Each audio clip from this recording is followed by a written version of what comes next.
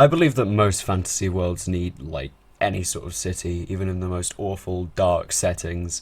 Having such a large collection of things working together all put into one place can be really practical for a DM to use, but also definitely have more components than a regular small town or village.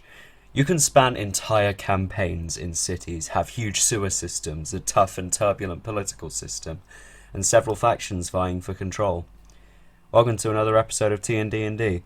This one's more for the DMs out there, advice on how to make a city, make it fun, and put it in your world. Cities are infinite plot points and hooks contained within a single space. Their function is similar to that of a dungeon, taking your story and condensing it down. A dungeon kind of puts all of the necessary story that you need between walls and doors and ceilings and floors and corridors. And that was a thing, a rough quote stolen from Matt Colville, because his advice is insanely good. You guys should definitely check out Matt Colville. Like, do it, man. He's quite possibly one of the coolest DMs in terms of his advice, because he's got 30-something years under his belt of experience playing this game. A great example of a city used right is Waterdeep. The module does a brilliant job at using the city as the campaign setting. Now, you don't have to base your entire campaign inside of a city, but ultimately it's a great tool for storytelling.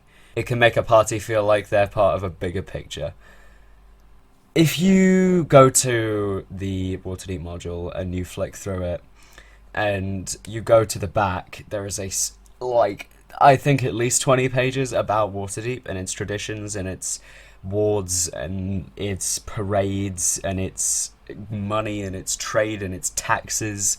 You don't need all that. I think it could certainly owe a little bit more to the atmosphere if you choose to write all of this down, or at least kind of know that that's something you want to do. But ultimately, you don't really need to do anything of the sorts. Just think about a few key things. A fantasy city requires a few major components that can make them feel lived in that I definitely advise you feature in yours. These aren't necessary things, it's just that having these sorts of components in a city can owe to them being a lot grander in scope to your players. For one, a city has its own leadership, or at least it should. This can be any level of leadership you can think of. My capital city, Aladris, is ruled by a high wizard in their circle, while another city named Fort Quenald is ruled by a tight-fisted monarchy. They're two very different aesthetics and types of places. Aladris is the arcane metropolis, as it has been dubbed, and therefore it's ruled by a high wizard who keeps all the knowledge of the place and ensures that nothing goes wrong. Meanwhile, Quenald, which is the nation, and their capital is also Fort Quenald, because they're a bunch of brutish, traditionalist Viking people who've also figured out technology. So yeah, I like that. And the fact that they have two conflicting traditions, like they're so technologically advanced, but they are still ruled by a really strict monarchy, is a pretty interesting theme to me. A decent example of a leader of a city I have that's pretty interesting, in my opinion, is the leader of Har Myth, my elvish city. It's another monarchy, but with a small council of 3 are at their side, each covering different bases. You've got the people person, you've got the military man, and you've got the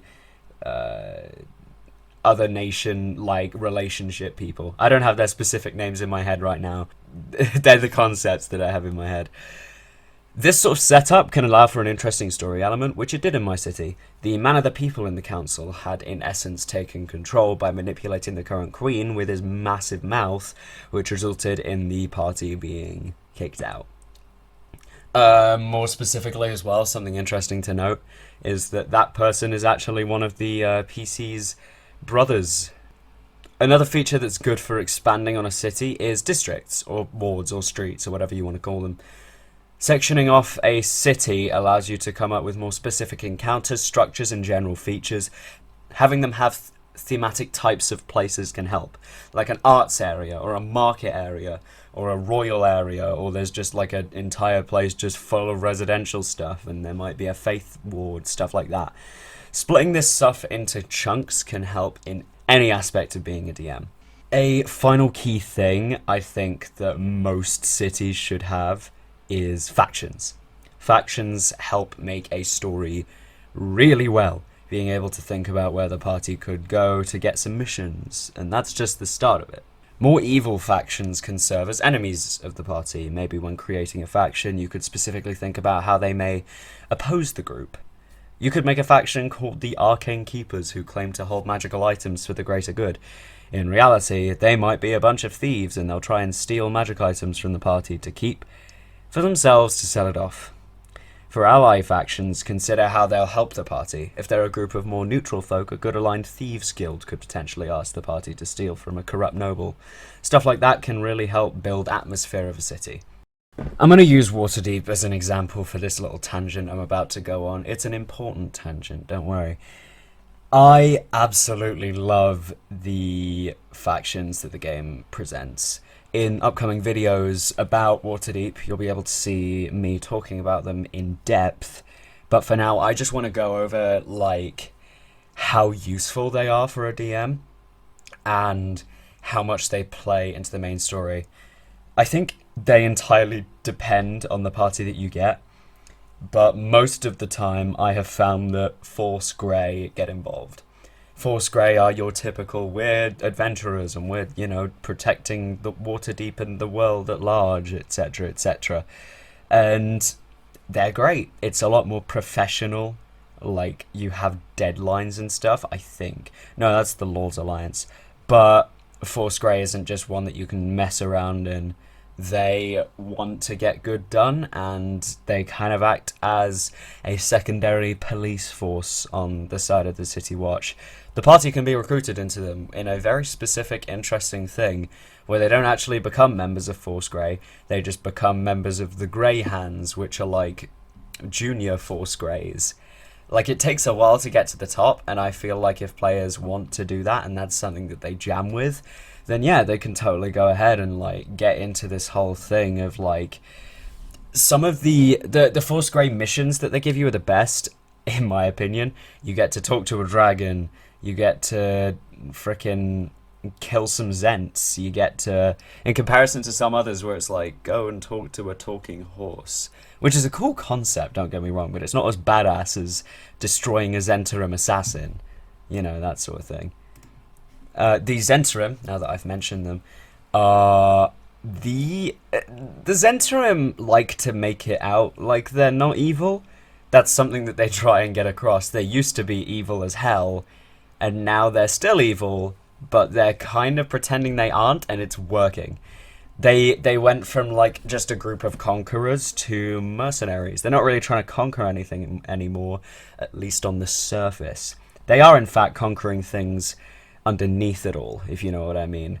And many of their various leaders are working on dismantling government and politics from the ground and stuff like that.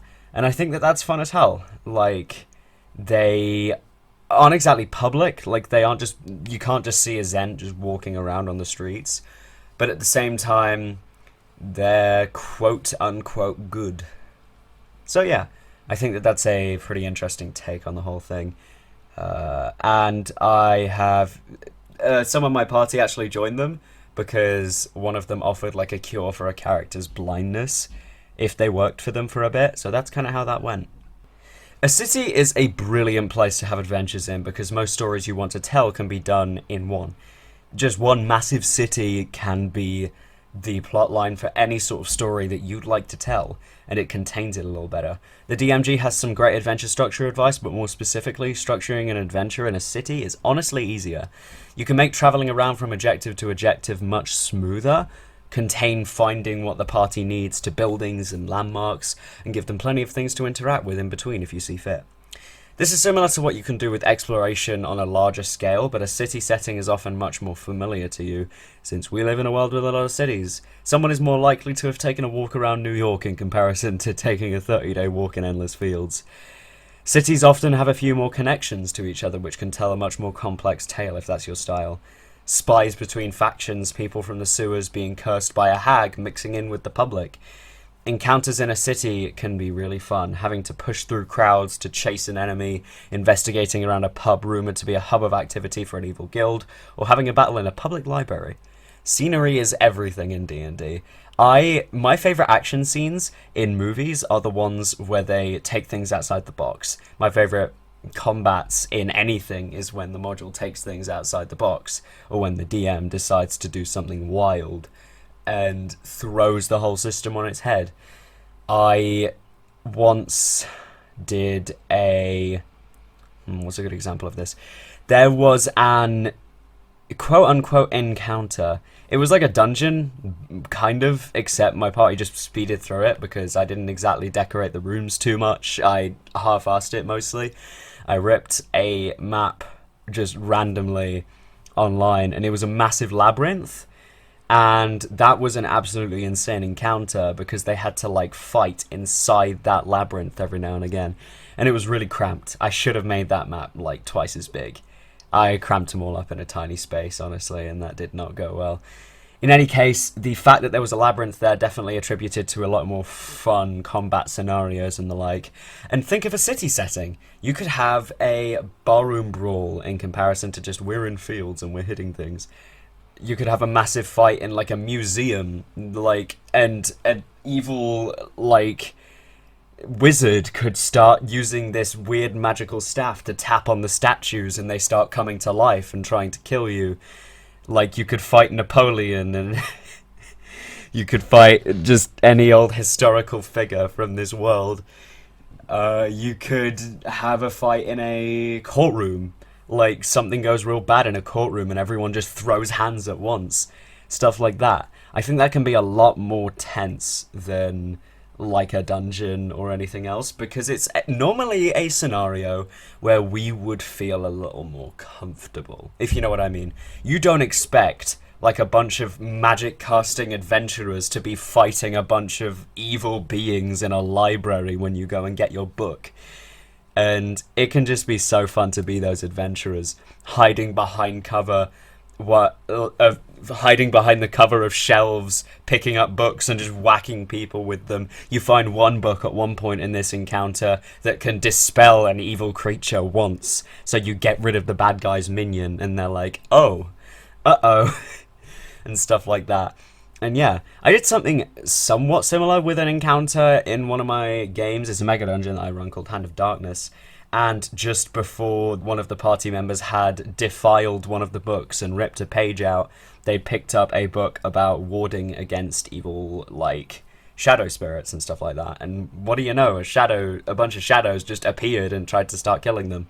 And then he like checked the book out and like used it, and then he emitted an aura of 5 radiant damage every turn for the rest of that encounter because there were shadows nearby. So he absolutely destroyed in that encounter. He also did just use action surge and everything else in between, just because, I don't know, I think he was having fun with it. But yeah, stuff like that, having that extra atmosphere that can build up a city to be lived in, dynamic and fun. There are some interesting Waterdeep encounters. Most places in a city, that's an encounter. They provide maps for basically 10 different locations. There's like a map for a theatre. I haven't ran an encounter there due to the villains I've chose, but there might have been in a different path. You could have like fought in a theatre. Most people like to pretend that we're here just for the roleplay. Combat's fun as hell. So yeah, in conclusion, make a city. This wasn't exactly like a comprehensive guide on how to do each component, just explaining some core ideas and helping you fill in the dots. I don't exactly like to tell people exactly how to do things, simply that these are things that you can do. This was a shorter episode because I'm trying out a new method where I just write everything that I need to say down, and it turns out that wasn't nearly enough. So therefore, I will most likely have to pick up the pace on my end. If you want to keep the discussion going about this topic with like more in-depth advice or maybe some back and forths, join our Discord. I'll try and be as active as possible on there. It's in the description. Thank you for listening, and hopefully you'll come and listen to the next one too. Expect some advice for both players and DMs next time. See ya.